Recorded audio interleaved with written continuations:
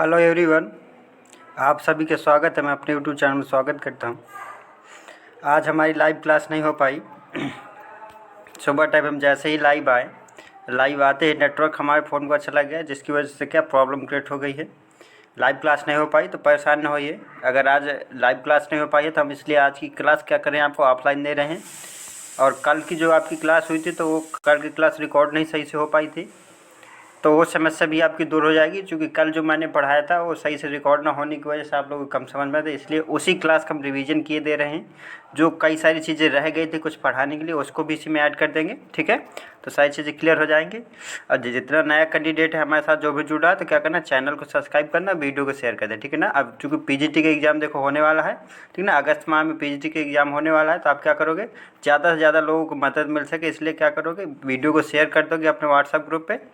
और जो भी हो आपके पास, और जो जिसको पीडीएफ चाहिए, ठीक है ना, क्लास की पीडीएफ चाहिए, वो क्या करेगा, हमारे डिस्क्रिप्शन बॉक्स में क्या है, लिंक दे रखा है टेलीग्राम चैनल का।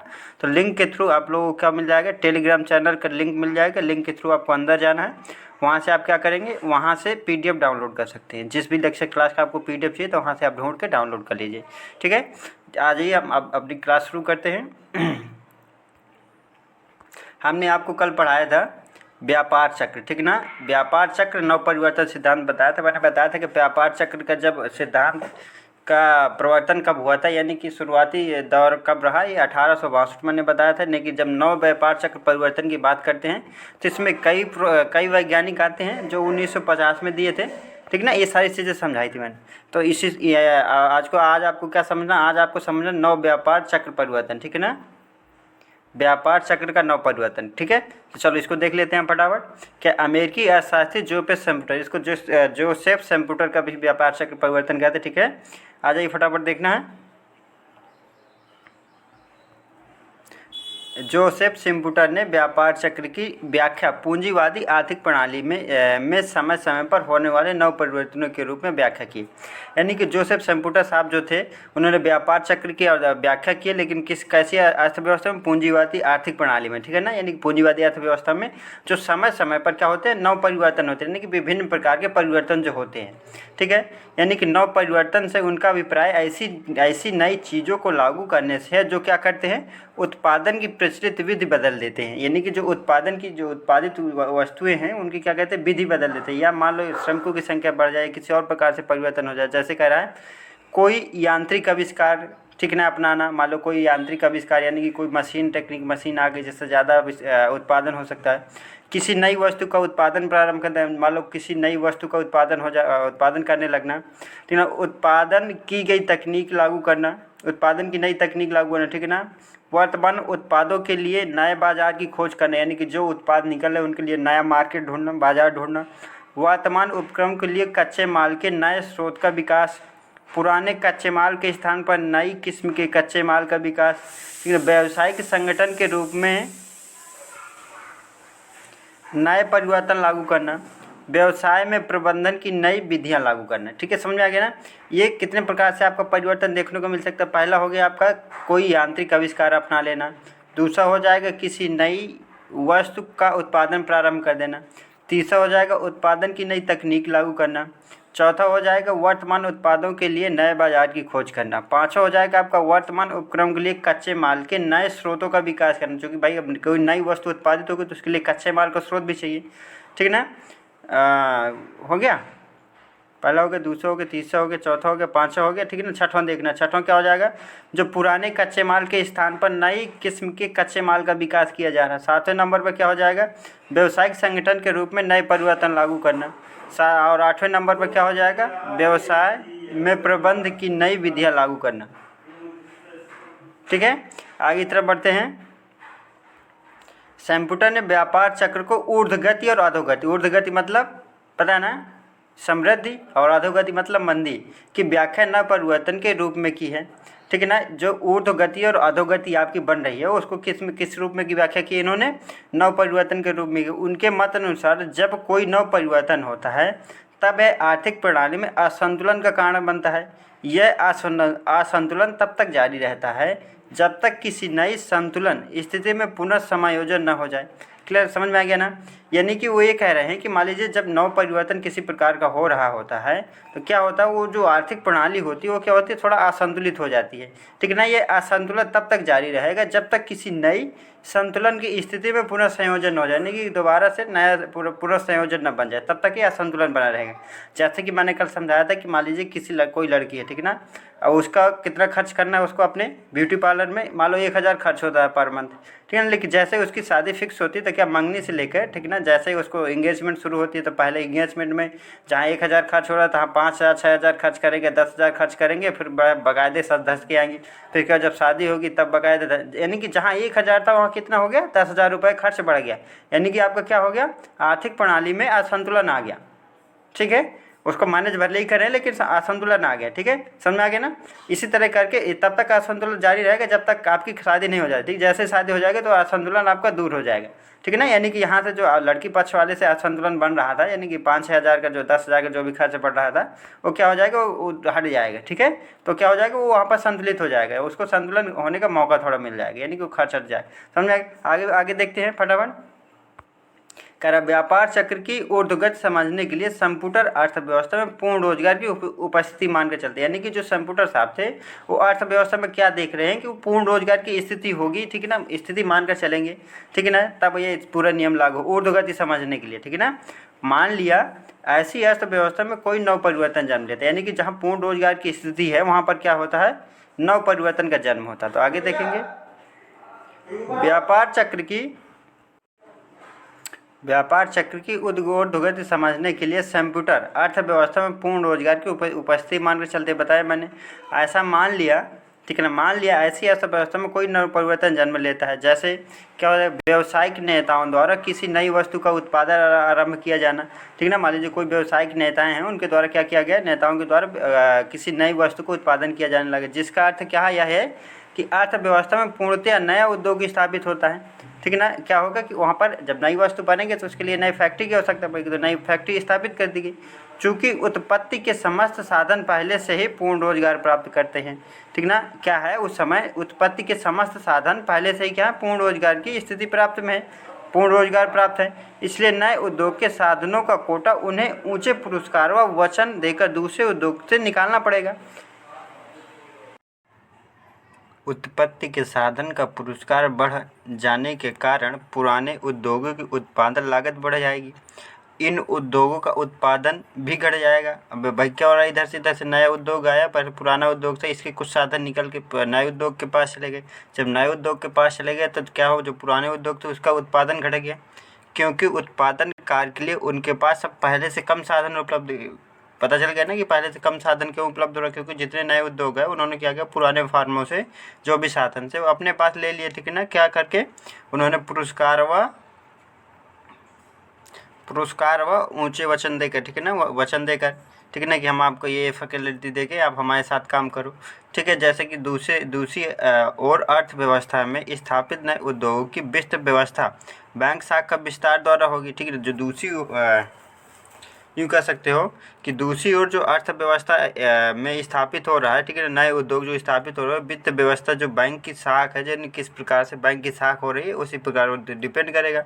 नए उद्योग में संलग्न श्रमिकों के पास अधिक क्रय शक्ति उपलब्ध होगी, क्योंकि नए उद्योग है उनके पास अधिक क्रय शक्ति उपलब्ध होगी। ठीक है ना, श्रमिकों के पास,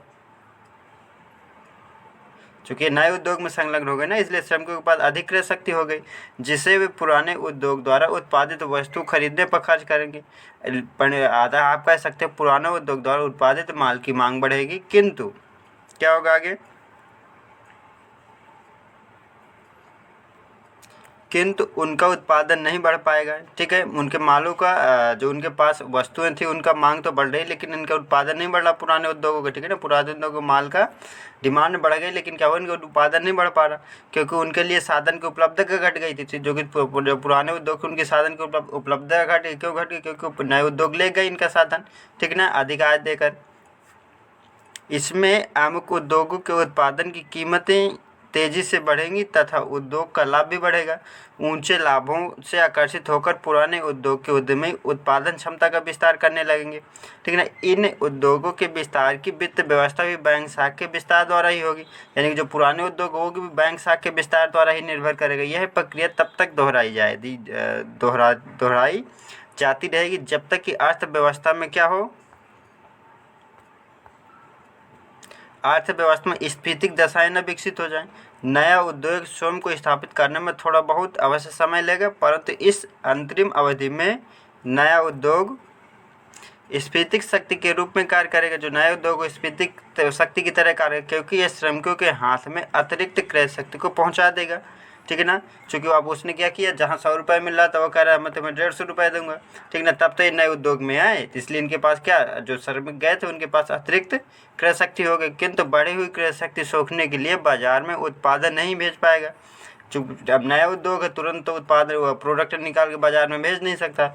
ये कह रहा हो जब नए उद्योग का उत्पादन बाजार में पहुंचने लगेगा तब भी यह स्फीतिक शक्ति पर अंकुश लगाने में असमर्थ रहेगा।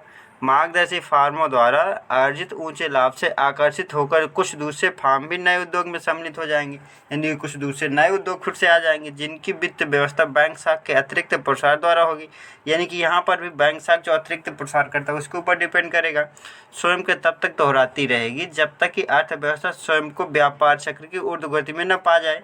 ठीक ना। मतलब ये तब तक, यह प्रक्रिया तब तक दोहराती रहेगी, यानी कि बनती रहेगी। नए उद्योग आते रहेंगे, वो पुराने होते रहेंगे और बाजार में जो मांग बढ़ रही है वो संतुलित नहीं होगी जब तक ये अपनी ऊर्ध्वगति, ठीक है ना, ऊर्ध्वगति में न पहुंच जाए।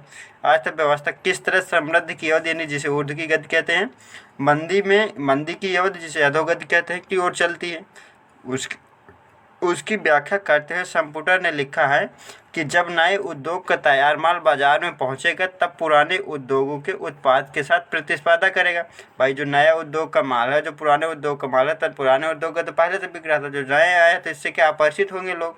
जब आकर्षित होंगे तो इसको खरीदने में स्टार्ट करेंगे, तो इनको क्या करना, रेट कम करना पड़ेगा, जिससे क्या करेगा, ये दोनों आपस में पुराना उद्योग और नया उद्योग दोनों की आपस में प्रतिस्पर्धा हो जाएगी। ठीक है। दोनों से आपस में कम करने, मूल्य कम करने लगे। अतः पुराने उद्योग के तैयार माल की मांग पर्याप्त घट जाएगी तथा उसकी कीमतें में भारी गिरावट आ जाएगी। बताया ना कि दोनों के मूल्य में कमी आएगी। ठीक है ना। कीमतों में गिरावट आएगी। इसी दौरान नए उद्योग में सम्मिलित फार्म अपने लाभों से उन ऋणों का भुगतान करने लगेगी जो उन्होंने बैंक से लिए थे। अतः आप कह सकते हैं कि बैंक शाखा की पूर्ति घटेगी। ठीक है ना। जो बैंक शाखा की पूर्ति वो घट जाएगी, जिसका अर्थव्यवस्था पर अस्फीतिक प्रभाव पड़ेगा। तैयार माल की मांग में गिरावट को देखते हुए पुराने उद्योग में सम्मिलित फार्में श्रमिकों की छटनी द्वारा उत्पादन घटाना शुरू कर देंगी। ठीक है। चूँकि काम से अलग हुए श्रमिकों के पास कोई क्रय शक्ति नहीं रहेगी, कोई शक्ति नहीं होगी, इसलिए नए और पुराने दोनों प्रकार के उद्योगों के तैयार माल की मांग में गिरावट आ जाएगी। भाई क्या हुआ कि जो पुराने उद्योग के पास श्रमिक थे उसको छटनी करना कम कर दे। क्यों? क्योंकि उसकी माल की बिक्री कम होगी। चूँकि नया उद्योग आया, उसने क्या कर दिया, उसने कीमत घटा दी, इसलिए इसको भी घटानी पड़ेगी। और क्या होगा, माल का प्रोडक्शन कम करना पड़ेगा। पहले तो लालच आ गया था। ठीक है ना। चूँकि ज़्यादा प्रॉफिट हो गया इसलिए उसने अपना उत्पादन क्षमता बढ़ाने का प्रयास किया। उत्पादन क्षमता बढ़ा, लेकिन क्या हुआ, कीमत गिर गई और मांग कम गई, तो उसने क्या किया, छटनी करना शुरू कर दिया अपने श्रमिकों की। तो वही बता रहे। ठीक है ना। दोनों प्रकार उद्योग के तैयार माल में गिरावट आ जाएगी, यानी कि इसके भी प्रोडक्शन में गिरावट आएगी, इसके भी जो उत्पादन किया है उसके माल में भी गिरावट आ जाएगी। ठीक ना।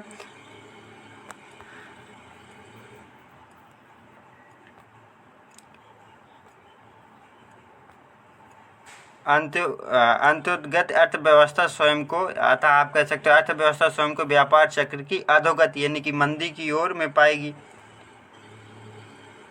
कंप्यूटर के अनुसार नए परिवर्तन लहरों की तरह आते हैं, यानी कि ऐसे ऐसे करके आते हैं, ऐसे नहीं आते। ठीक है। समान गति से नहीं, मतलब ऐसे एक निश्चित गति से नहीं। इनके द्वारा न केवल तकनीकी पद्धतियों में अपितु उत्पादक तत्वों के संगठन में भी परिवर्तन किए जाते हैं, जिनसे आर्थिक प्रणाली में यथेष्ट शक्ति प्राप्त होती है। बैंक शाखा के आवश्यक प्रसार द्वारा अभिवृद्धि को जन्म मिलती है, जहाँ से आर्थिक प्रणाली प्रतिसार की ओर अग्रसर होने लगती है। अतः बैंक की मात्रा पर यथाचित नियंत्रण द्वारा प्रतिसार या मंदी का प्रभाव घटाया जा सकता है। सेम्पुटर की राय में सरकार में समृद्धि काल में पूंजी का निवेश नहीं करना चाहिए, यानी कि जब समृद्धि होती है तब सरकार को निवेश किसी प्रकार से नहीं करना चाहिए। यदि सार्वजनिक क्षेत्र में कुछ उद्योग हों तब उनमें पूंजी का निवेश करना चाहिए, मंदी काल में किया जाना चाहिए। ठीक ना, यदि कह रहा है वो मंदी काल आ जाए तो क्या करना चाहिए, सरकार को उसमें निवेश करना चाहिए। अब यहाँ से प्रश्न बनेगा, यदि सरकार उद्योगपतियों और व्यापारियों को देश की आर्थिक स्थिति में परिचित रखे तब वे निवेश नीति के निर्धारण में बहुत कम भूल करेंगे, जिससे आर्थिक प्रणाली में न्यूनतम उतार चढ़ाव आएगा। यानी कि सीधा सीधा उसके कहने का मतलब है इतने पूरे का कि यदि आपका क्या हो, समृद्धि वाला का सिस्टम, यानी कि ऊर्ध्व गति जब हो तब क्या हो, सरकार को किसी भी प्रकार का निवेश नहीं करना चाहिए। यदि जब मंदी की गति आ जाए तो जितने भी सार्वजनिक क्षेत्र हों तो उनमें क्या करना चाहिए, उनमें गवर्नमेंट को निवेश कर देना चाहिए, जिससे क्या हो, वहाँ पर कीमतें स्थिर बनी रहें। फिर इसके बाद देख लो सिद्धांत की आलोचनाएं देख लो। सेम्पुटर द्वारा प्रतिपादित व्यापार चक्र के नव परिवर्तन सिद्धांत की अगले निम्न प्रकार से आलोचना कर सकते हो। पहला देखो, वास्तविक मान्यताओं पर आधारित नव परिवर्तन सिद्धांत की यह मानता है कि अर्थव्यवस्था में पहले से ही पूर्ण रोजगार की दिशा में विद्यमान होती है। ठीक ना, पूर्णतया गलत है। पूंजीवादी अर्थव्यवस्था समानतः न्यून रोजगार की स्थिति पाई जाती है। इस स्थिति में नव परिवर्तन का परिणाम पुराने उद्योग से उत्पत्ति के कुछ साधनों की निकासी नहीं हो सकती। सिद्धांत की यह मानता है कि व्यवसाय में प्रत्येक नव परिवर्तन की वित्त व्यवस्था बैंक शाख के प्रसार द्वारा होती है, जिसका परिणाम मुद्रास्फीति के रूप में प्रकट होता है। यानी कि जो बैंक शाख के प्रसार द्वारा होती है तो क्या लास्ट में क्या वो बताता है कि मुद्रास्फीति प्रकट होती है। भी पूर्णतया सत्य नहीं है, ऐसा जरूरी नहीं है कि वहाँ पर मुद्रास्फीति उत्पन्न हो जाए। ठीक ना, अधिकांश नव परिवर्तन वित्त व्यवस्था व्यावसायिक फार्मों के विकास कोषों से होती है। अतः नव परिवर्तन द्वारा स्फीतिक दशाओं का जन्म अनिवार्य नहीं है। ठीक है, इनकी स्फीतिक दशाएं हो वो जरूरी नहीं है। अपूर्ण सिद्धांत है। कैसे अपूर्ण सिद्धांत, निस्संदेह बड़े बड़े नव परिवर्तन व्यावसायिक क्रियाकलापों को यथेष्ट प्रोत्साहन करते हैं, लेकिन व्यापार चक्र की व्यवस्था के रूप में नव परिवर्तन सिद्धांत को अपूर्ण ही माना जाएगा।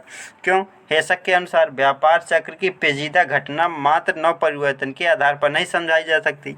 नव परिवर्तन में निरंतरता क्यों बनी रहती है, इस प्रश्न का ठीक उत्तर भी संपुटर नहीं दे पाए। यानी कि वो ये कह रहे हैं, ठीक है, कि व्यापार चक्र जो आपका चल रहा तो अचानक से तेजी आ जाना, अचानक मंदी आ जाना, ये सब नहीं है। जरूरी नहीं कि नव परिवर्तन पे ही सारा का सारी चीज़ें टिकी हों। वहाँ पर बहुत सारी चीज़ें होती हैं जो व्यापार चक्र को नियंत्रित करें। ठीक है, आगे की तरफ देख लो, व्यापार चक्र का अर्थ एवं परिभाषा देख लो। ठीक ना, हेंस के अनुसार चक्र शब्द से तात्पर्य घटनाओं के एक निश्चित क्रम से है जिनकी पुनरावृत्ति होती रहती है। जब यह चक्र व्यावसायिक क्षेत्र में प्रकट होता है तो इसे व्यापार चक्र का नाम दिया जाता है। ठीक है ना। प्रोफेसर किन्स के अनुसार एक व्यापार चक्र का निर्माण ऐसी अवधियों से होता है जिसमें पहले अच्छे व्यापार के साथ कीमतों में वृद्धि होती है तथा बेरोजगारी का प्रतिशत नीचा होता है, यानी कि कम होता है, तथा इसके बाद की अवधि में बुरे व्यापार के साथ कीमतों में गिरावट होती है एवं बेरोजगार का प्रतिशत ऊंचा होता है, यानी कि बेरोजगारी बढ़ जाती है। यह घटनाएं उत्तरोत्तर अथवा क्रम से एक दूसरे के पश्चात घटित होती हैं। और भी देख सकते हैं डेफिनेशन, व्यापार चक्र में घटनाक्रम इस प्रकार चलता है कि जब क्रम ऊपर की ओर चलना आरंभ होता है तो इसमें सहायक सभी तत्व संपूर्ण शक्ति से इसमें सहयोग करते हैं, और जब मूल तथा रोजगार चरम सीमा तक पहुंच जाते हैं तो चक्र विपरीत दिशा में चलने लगता है। ठीक है, और हम संपूर्ण क्रियाएं सर्वथा उलट करती हैं। ठीक है, सर्वथा उलट जाती हैं। ठीक, मान लो ये ऐसे चल रहा था, ऐसे चक्र चल रहा था, इधर की ओर ऐसे चल रहा था तो क्या होता है, फिर ऐसे चलने उल्टा चलने लगता है। तो किन्स के अनुसार आर्थिक क्रियाओं में उतार चढ़ाव के इस क्रम में एक निश्चित नियमितता होती है और एक क्रम के समाप्त होते ही दूसरा अपने आप आरंभ होता है। आर्थिक क्रियाओं के उतार चढ़ाव का यह चक्र नियमित रूप से घूमता रहता है, इसलिए इसे चक्र का नाम दिया गया है। ठीक है, देखो अभी और दूसरी भाषा में समझ लो।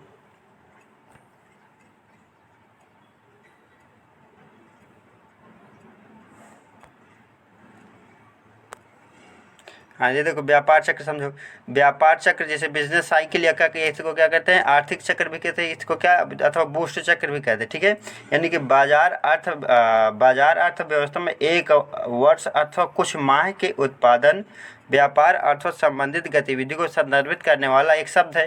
ठीक है, यानी कि किसी अर्थव्यवस्था में एक निश्चित समय अंतराल पर आर्थिक क्रियाओं में होने वाले बदलाव को क्या व्यापार चक्र कहते हैं। ठीक है, यानी कि किसी अर्थव्यवस्था में एक निश्चित समय अंतराल पर आर्थिक क्रिया में होने वाले बदलाव को क्या कहते हैं, व्यापार चक्र कहते हैं। पूंजीवादी व्यवस्था में सतत तेजी या मंदी नहीं रहती, बल्कि तेजी के बाद मंदी तथा मंदी के बाद तेजी का क्रम आता रहता है। यह पूंजीवादी व्यवस्था की प्रमुख विशेषता होती है। इसे ही व्यापार चक्र यानी कि ट्रेड साइकिल या इकोनॉमिक साइकिल कहते हैं। ठीक है ना, तेजी के बाद मंदी, मंदी के बाद तेजी आती जाती है। जैसे कई देश हैं, कौन कौन से, फ्रांस हो गए, इंग्लैंड हो गए, यूएसए हो गया, कि अर्थव्यवस्था का अध्ययन करने के पश्चात फ्रांस के अर्थशास्त्री क्लेमेंट जेगलर ने सबसे पहले 1862 में व्यापार चक्र संकल्पना रखी थी। समझ में आया ना, मैंने क्या बताया था, 1862 में रखी थी ने व्यापार चक्र संकल्पना। व्यापारिक चक्र के चढ़ाव के दौरान ऊंची राष्ट्रीय आय, यानी कि जब ऊर्ध्वगति की बात करें, ठीक है ना, जब ऊर्ध्वगति होती है तो क्या होता है, ऊंची राष्ट्रीय आय हो जाती है, अधिक उत्पादन हो जाता है, अधिक रोजगार हो जाती है, ऊंची कीमतें पाई जाती हैं। ठीक है ना, यहाँ से प्रश्न बन जाता है कि जब व्यापार चक्र में ऊर्ध्वगति यानी कि जब तेजी होती है उस समय किस प्रकार का प्रभाव पड़ता है। ठीक है ना, इनमें से या कौन सा प्रभाव नहीं पड़ता, तो क्या होगा, ऊंची राष्ट्रीय आय हो जाएगी, अधिक उत्पादन, अधिक रोजगार और ऊंची कीमतें दोनों सब पाई जाएंगी। ठीक है ना, इसको समृद्धि काल भी कहते हैं। ठीक है ना, जिसे समृद्धि काल या ऊर्ध्वगति काल भी कहते हैं। ठीक है, क्लियर हो गया ना, यानी कि चढ़ाव के दौरान या ऊर्ध्वगति के दौरान या समृद्धि काल के दौरान, ये सारी चीज़ें विशेषताएं, इसको आप लर्न करके रखेंगे। इसके विपरीत व्यापार चक्र के उतार के दौरान, ठीक है ना, यानी कि जब मंदी के दौरान आता है, कम राष्ट्रीय आय, कम उत्पादन, कम रोजगार, नीची कीमत स्तर, इसको मंदी काल कहते हैं। क्लियर हो गया। यहाँ से ये कितने प्रकार के प्रश्न बन गए व्यापार चक्र में, डेफिनेशन क्या होगी, ये कब व्यापार चक्र की संकल्पना कब रखी गई थी। क्लियर हो गया ना, दिक्कत नहीं है। अब यहाँ से देख लो, संपुटर का भी यार साथ पढ़े थे पहले, तो संपुटर ने आर्थिक विकास के विश्लेषण को थ्योरी ऑफ इकोनॉमिक डेवलपमेंट पुस्तक में प्रस्तुत किया। थ्योरी ऑफ इकोनॉमिक डेवलपमेंट पुस्तक किसकी की है, संपुटर साहब की। ठीक है ना, बता रहा था ना अभी। यह पुस्तक 1911 में जर्मन भाषा में प्रकाशित हुई थी। इसका जो प्रकाशन हुआ था कब, 1911 में हुआ था। इसका अंग्रेजी संस्करण 1934 में प्रकाशित हुआ। ठीक है ना, फिर इसके बाद क्या हुआ, विकास की व्याख्या को परिमार्जित कर उन्होंने अपनी पुस्तक बिजनेस साइकिल 1939 में कैपिटलिज्म, सोशलिज्म एंड डेमोक्रेसी 1942 में विस्तृत रूप से दिया। समझ में आ गया। ठीक है, ये एक बिजनेस साइकिल पुस्तक है, दूसरी कैपिटलिज्म एंड सोशलिज्म डेमोग्राफी पुस्तक जो 1942 में विस्तृत रूप से आई। क्लियर है, आगे तरफ देख लेंगे। यानी कि अभी अब हिक्स ने व्यापार चक्र सिद्धांत की व्याख्या 1950 में की थी, जो उनकी पुस्तक का नाम था contributions to the theory of the trade cycles में की। हिक्स ने भी सैमुअल्सन की तरह गुणांक तथा त्वरक की अंतर क्रियाओं द्वारा व्यापारिक चक्रों की घटना की व्याख्या की है। इन दोनों में यही अंतर है कि हिक्स ने व्यापार चक्र को आर्थिक विकास से जोड़ दिया है। क्लियर है, बस इसके बाद जेबीसी का नियम है, वो उससे हमें मतलब नहीं है। चलो, हिक्स का देख रहे थे, ठीक ना, हिक्स का व्यापार चक्र सिद्धांत देख रहे थे, तो बता दिया ना 1950 में इन्होंने प्रस्तुत किया, पुस्तक का भी नाम बता दिया। ठीक है, वहाँ क्लियर हो गया। आगे देखो, हिक्स के अनुसार चक्रीय ऊर्ध्ववचनों का कारण गुणक प्रक्रिया एवं गतिवर्धन सिद्धांत है, सम्मिलित प्रभाव है। हिक्स के मतानुसार विनियोग दो प्रकार के होते हैं, स्वाभाविक विनियोग और प्रेरित विनियोग। ठीक है ना, यह स्मरणीय है कि विनियोग उत्पत्ति की मात्रा में होने वाले परिवर्तनों से प्रभावित नहीं होते। हिक्स के शब्दों में मौद्रिक आय के स्तर तथा विनियोग की मात्रा इस प्रकार घनिष्ठ संबंध होता है कि मौद्रिक आय का स्तर विनियोग की मात्रा पर निर्भर करता है। इस प्रकार स्वाभाविक विनियोग के स्तर पर, ठीक है ना, स्वाभाविक विनियोग के स्तर पर एवं मौद्रिक आय के स्तर के बीच समानता आवश्यक है।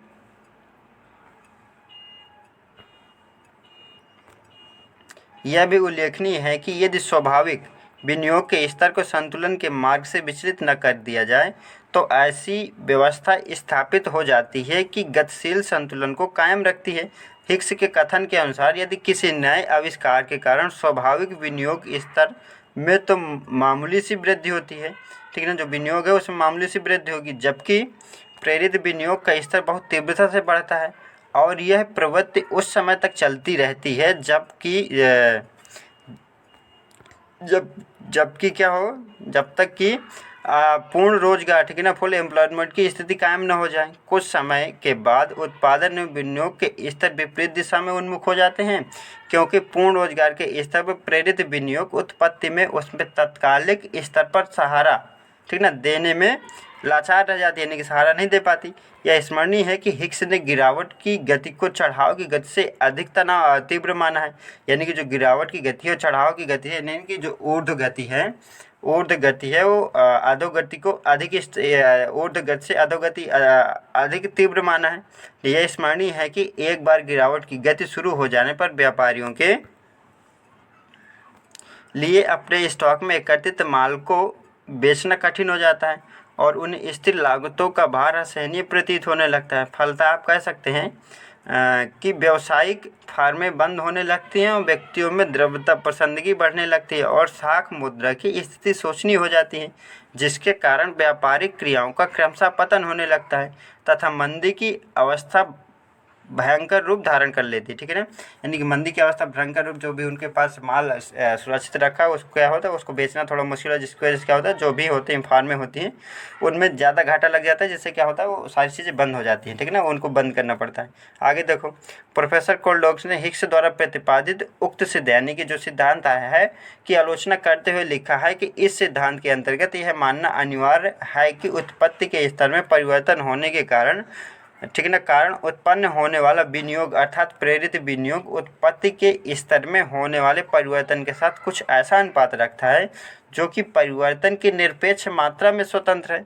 ठीक ना, वास्तव में फार्म के विस्तार की दर उसके वित्तीय साधनों के परिमित होती है, बाजारू ब्याज की दर के व्यवहार से पूर्णतः स्वतंत्र पूर्वक होती है, यानी कि जो बाजार की ब्याज होती है उससे स्वतंत्र होती है, जिसका यह अर्थ है कि वे लघु विनियोग अवसरों की तरह विशाल विनिमय अवसरों को की शीघ्रतापूर्वक लाभ नहीं उठा सकती।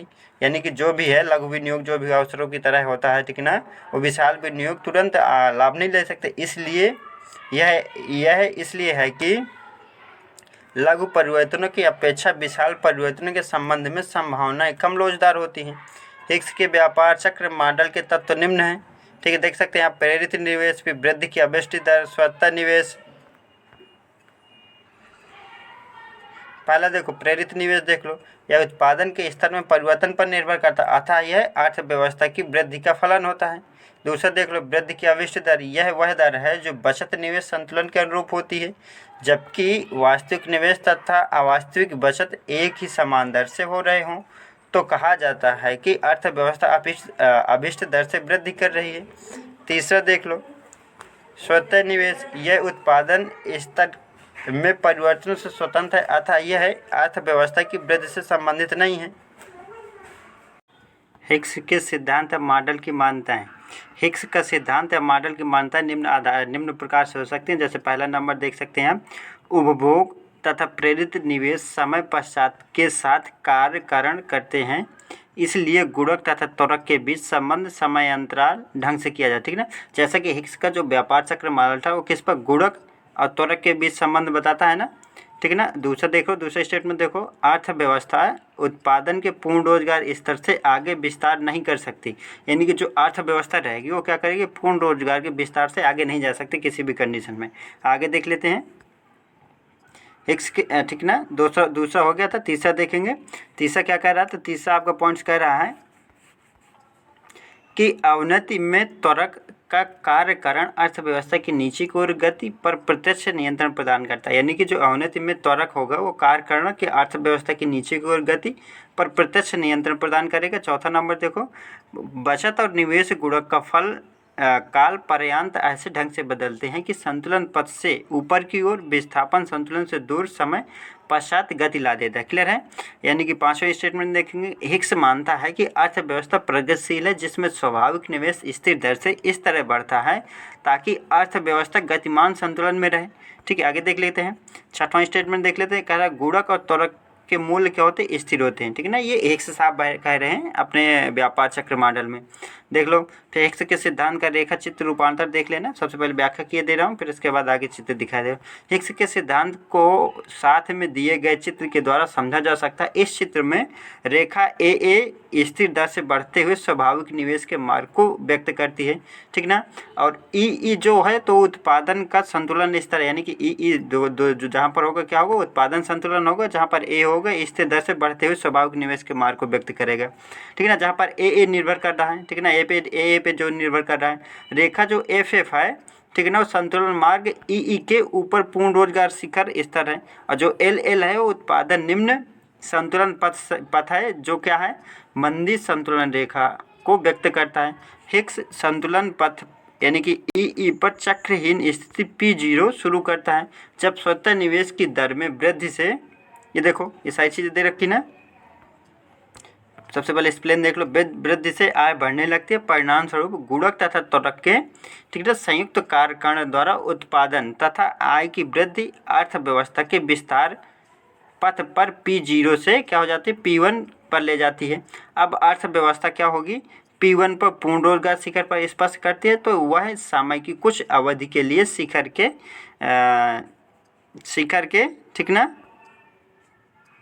साथ रेंगती और अवनति तुरंत प्रारंभ नहीं हो पाएगी। ठीक है, जैसे इसको देख सकते हैं आप, ये क्या देखो P1 P2 है, ये P0 है, और ये E है, ये E है, और ये F है, ये F है, ये L है, ये L है, ये A है, ये है। ठीक है, क्लियर हो गया। ये टाइम है, ये क्या है, कंज्यूमेशन से इन्वेस्टमेंट है, यानी कि यहाँ से निवेश है। क्लियर है, समझ में आ गया। चलो आगे देखो, यानी कि अवनति के दौरान गुणक त्वरक यंत्र उल्टा चलता है, घटता हुआ निवेश आय को घटाता है, यदि घटी हुई आय निवेश को घटाती है, और इस प्रकार क्रम आगे बढ़ता चलता है। यदि त्वरक लगातार इसी प्रकार काम करता चले तो उत्पादन निश्चित संतुलन स्तर ई जो ई ग्राफ है वो आपका क्या है, संतुलन स्तर के नीचे की ओर गिर जाएगा, यानी कि ई से नीचे चला जाएगा। इस अवस्था में उत्पादन में पतन प्रपाती ढालू हो सकता है, जैसा कि P1 P2 और O, ठीक है, द्वारा दिखाया गया। परंतु अवनति में त्वरक उतनी तेजी से काम नहीं करता जितना कि उत्कर्ष में, यानी कि जब चरम सीमा जब बढ़ता हुआ तो ज़्यादा काम करता है, जब घटता है तो वो कम काम करता है। यदि मंदी उग्र होगी तो प्रेरित निवेश में कमी की दर को मूल्यह्रास की दर सीकित करता है, ठीक है ना, सीकित करता है। इस प्रकार अर्थव्यवस्था में निवेश की कुल मात्रा स्वतः निवेश के मूल्यह्रास की स्थिर दर के बराबर होती है, यानी कि Q2 जो है आपका, ठीक है ना, क्या है, जो Q2 पर अवपत रेखा LL है, ठीक है, Q2 पर जो अवपत रेखा LL द्वारा प्रदान किए गए तल पर पहुंच जाती है। इस तरीके से अर्थव्यवस्था में चक्रीय प्रक्रिया आवृत्ति होती है। ये देखो यहाँ पर Q2 है, ये है Q2, ठीक है ना, और LL पर पहुंच गई ना, ये रहा LL पर, ठीक है ना, LL पर पहुंच गई। ठीक है, आगे की तरफ बढ़े। अब से का नियम देखना, ठीक है, सबसे पहले अब लॉन्ग टाइम में लॉन्ग देखें, फिर इसके बाद शॉर्ट कर समझना। प्रतिष्ठित विचारधारा का मुख्य आधार फ्रांसीसी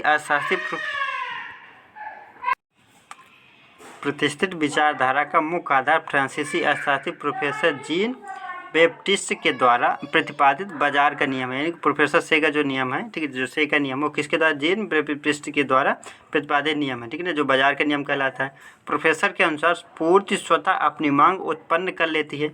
इस स्टेटमेंट को आप याद करके रखेंगे, बहुत ज़्यादा पूछता है। पूर्ति स्वतः अपनी मांग उत्पन्न करके के अनुसार जीन बैप्टिस्ट के द्वारा, यानी कि JBC के द्वारा, ठीक ना। उत्पादन बढ़ने से पूर्ति बढ़ती है, परंतु साथ ही उत्पत्ति के साधनों का आय भी बढ़ जाती है। आय बढ़ने के फलस्वरूप उत्पादित वस्तुओं के लिए मांग बढ़ती है। इस प्रकार पूर्ति बढ़ने के साथ साथ मांग भी बढ़ती है।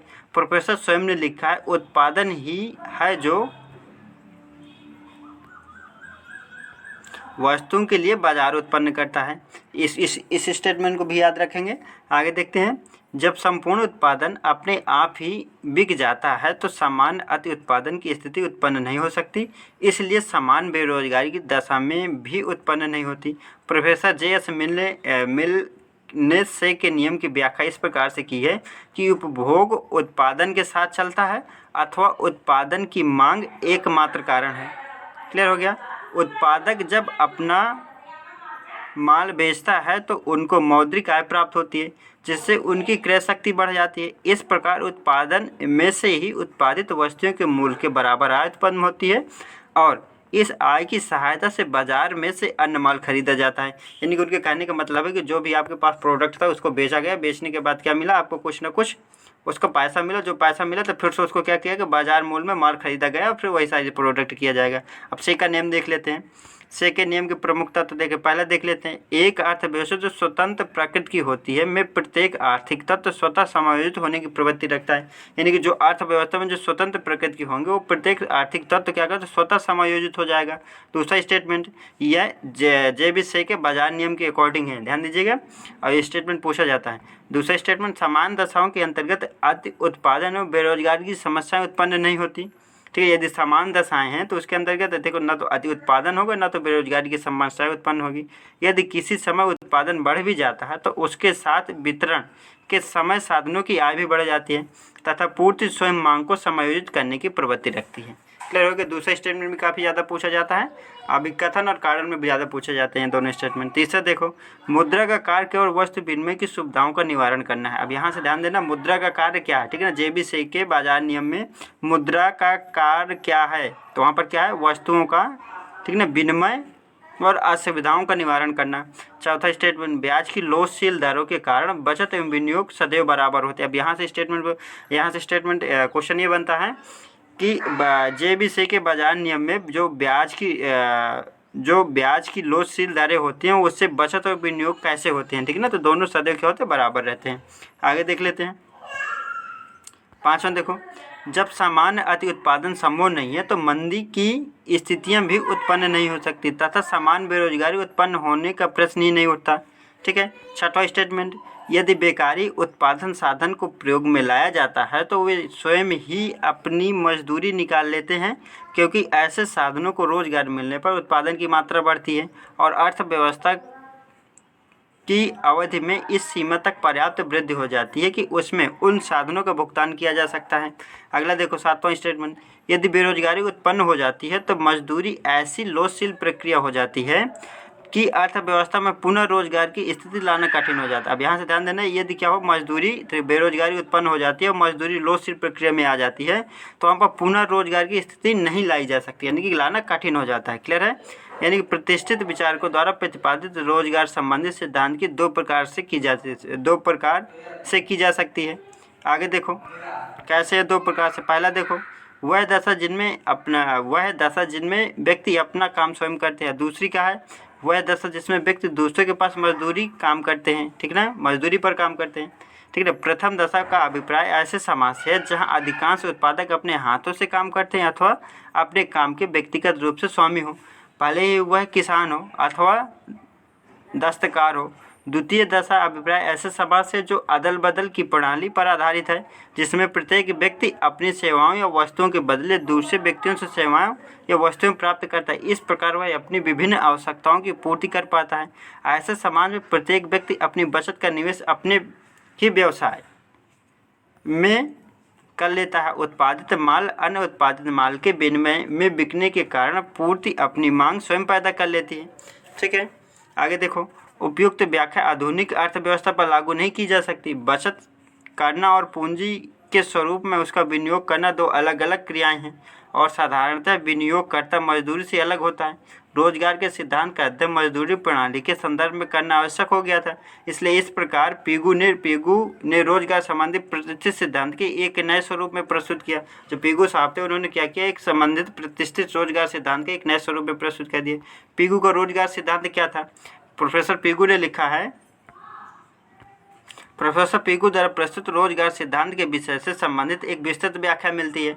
पीगू ने से के नियम से को श्रम बाजार पर लागू किया है। जो पीगू साहब थे वो जो से का नियम, से का बाजार नियम, उसने क्या किया, श्रम बाजार पर लागू किया है। उनका विचार था कि पूर्ण प्रतियोगिता की स्थिति में अर्थव्यवस्था की प्रवृत्ति श्रम बाजार में पूर्ण रोजगार लाने की होती है। यदि श्रम की मांग संबंधित दशाएं दी हुई हैं तो मजदूरी दरें एक ऐसे स्तर पर आकर स्थिर हो जाती हैं जहां सभी श्रमिकों को रोजगार मिल जाता है। किसी समय कुछ बेरोजगारी दिखाई पड़ती है, वह या तो मांग की दशा में परिवर्तन के कारण उत्पन्न होता है अथवा श्रम बाजार की अपूर्णता के साथ। ठीक है। आगे देख लो, कीन्स ने आलोचना की, कीन्स द्वारा की गई आलोचना। कीन्स ने प्रतिष्ठित सिद्धांत की आलोचना मुख्यतः इसकी अवास्तविक मान्यताओं के आधार पर की है, जिसकी प्रमुख बातें निम्नलिखित होती। पहला कि इसने से के नियम को स्वीकार ही नहीं किया। दूसरा, बचत और विनियोग से संबंधित प्रतिष्ठित व्याख्या भ्रामक है, ठीक है ना, यानी कि जो बचत और विनियोग है वो क्या है, उन्होंने कहा कि ये भ्रामक रूप से है, ठीक ना, ये भ्रम फैलाती है। कि इसने पिगू द्वारा दी गई व्याख्या को गलत ही मान दिया, यानी पिगू ने जो माना है, ठीक ना, जो नियम था, से का नियम था, उन्होंने क्या बताया था कि उन्होंने श्रम बाजार पर लागू किया था, लेकिन उन्होंने कीन्स ने क्या कहा, भाई ये गलत है पूरी तरीके से। पूर्ण रोजगार संतुलन की मानता अवास्तविक है, ठीक है ना, यानी कि पूर्ण रोजगार के संतुलन की जो मानता है वो क्या अवास्तविक है। आगे देख लो, ठीक है ना, ये मैंने कंप्यूटर का बता ही चुका है। 1934 में प्रकाशित हुई, 1942 में 2 पुस्तकें प्रकाशित हुई, ठीक है ना, प्रोफेसर पिगू की। इसको देख लो एक बार शॉर्टकट में और देख लो जेबी से का नियम, ठीक है। जेबी से ने अपनी पुस्तक ट्रेड इकोनॉमिक पॉलिटी, ठीक है ना, 1803 में ए ट्रेटिस ऑन पॉलिटिक इकोनॉमी में बाजार संबंधी जिस संक्षिप्त नियम को प्रतिपादन किया, उसी नियम को से के बाजार नियम से लॉ ऑफ मार्केट कहा जाता है, ठीक है ना। उनकी जो एक पुस्तक आई थी ट्रेड डी इकोनॉमी पॉलिटिक, ठीक है ना, वो 1803 में आई थी, उसी में इन्होंने बताया था, ठीक है। बाजार संबंधी नियम से के बाजार नियम के अनुसार पूर्ति अपनी मांग स्वयं निर्माण करती है, ठीक ना। Supplies creates it's on demand से के अनुसार जिस अनुपात में पूर्ति बढ़ती है घटती है, उसी अनुपात में उत्पादन के साधनों की क्रय शक्ति और मांग बढ़ती घटती है। इस प्रकार मांग और पूर्ति सदैव एक दूसरे के बराबर होती है। से के नियम के मुख्य निष्कर्ष देख लो। पहला था सामान्य अति उत्पादक संभव नहीं है।